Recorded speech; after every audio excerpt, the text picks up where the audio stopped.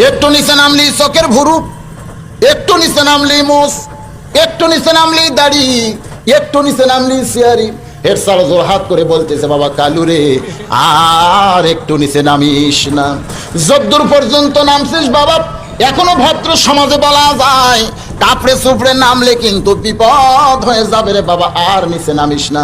আমাদের যুবকেরা নামতে নামতে ফাটা যায় নামতে নামতে খাড়া হয়ে পেশাব করা শুরু করছে।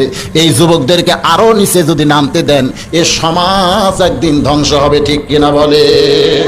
তাই যুবকদের লক্ষ্য করে বলতেছি, বাপজানেরা, এই মুহূর্তেই ভালো হওয়া লাগবে।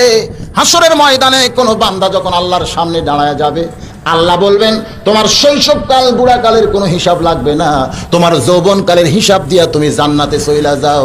এ হাদিস দ্বারা বোঝা যায় যৌবনকালটাই আল্লাহর কাছে ওয়াকফ করে দেওয়া লাগবে। জোরে কোন ঠিক কিনা ভাই? যে ওয়াজ করতেছিলাম